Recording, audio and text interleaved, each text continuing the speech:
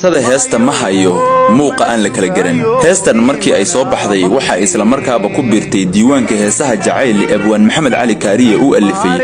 taasi oo uu ka alifay gabadhii uu jeclaaday ee Shankaroon Axmed Sagal darteed kaariye inuu jeclaa Shankaroon shaki kuma jirin oo sheekadaasi waxay ahayd mid kooxaha fanka iyo dadkii ka agdhawaaba ay aad uga dharagsanayeen kana sheekeynayeen suugaantiisana waaba ay ka dhex muuqatay laakiin Shankaroon haddii ay xataa la qabtay dareenkaas maxamed cali kaariye waxa uu muuqday mid isagu aad uga sareeyay oo kaga darnaa hilaadii 1972 ayay kaariye iyo Shankaroon ku ballameen inay isguursadaan iyagoo arintaasi ay noqonayso maxamed cali kaariye dhankiisa markii la fiiriyo naruuro iyo gul weyn oo noloshiisa saameyn togan ku yeelan doonta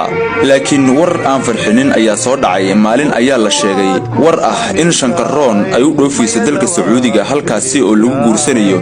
galabnimadii ayaa arrinkani waxa ka fadhiistay kooxihii fanka waxayna fadhiisteen meel kala bedelan oo kamid ahayd guriga maxamed cali kaariye waxaana wada tashi galay dadkii guud ahaan uu dhibayay jacaylka maxamed cali kaariye haystay ee aadka uga warwariyay oo kamid ahaayeen xasan diiriye faarax xasan aadan samatar xuseen oo faarax dubad iyo mulaxankii xasan sabriye goobtuna waxay ahayd guriga maxamed cali kaariye halka ay fadhiisteen oo ay xaaladani ku rogrogayeen arintii ayaa la falanqeeyay oo qofo waxa uu sheegay talaabada uu maleynayay inay haboon tahay in la qaado cabaar kadib ayuu abwaan maxamed cali kaariye qolkiisa galay isaga oo saaxiibadiisa halkii ay fadhiyeen uga kacay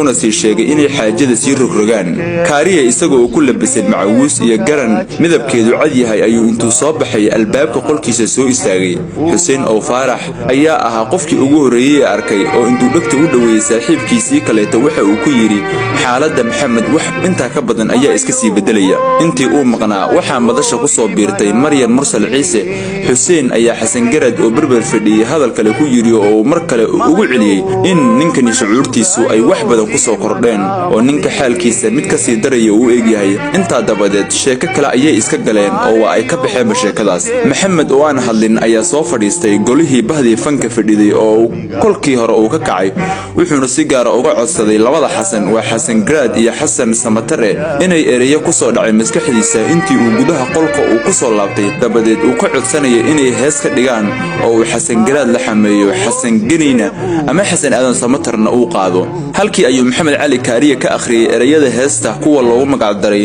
oo uu markaa ula jeedo in Maryam Mursal oo aan markii hore goobta ku ogeyn oo ila ekaatay Shankaroon iyadoo oo sheekada goobta lagu hayay markii hore uu ka tagay ereyada heestana waxa kamid ahaa ma hayo mana sugaayay imana maqnee oo uu ku muujinayo inay jirto rajo xumo inuu Shankaroon calfan doono laakiin xaalku sida uu moodayay si ka duwan ayay noqotay oo Shankaroon markii dambe waa isguursadeen xuseen oo faarax oo abwaan kaariye xaaladiisa aad ula socday ayaa isaguna goobtii ka sheegay inuu hayo ereyo ka turjumayo wajiga cusub ee uu fadhigu yeeshay isagoo oo goobtii ka tiriyay heesta leebkii jacaylka ayadana waxa la xameeyay xasan grade ayaa goobtii ayadana heestaas iyada ku la xameeyay Maryam Mursal ayaana halkii ku qaaday inta dabadeed labada heesood ayay kooxdii golaha fadhiday ku soo celcelinayeen qaadistooda iyo dhageysigooda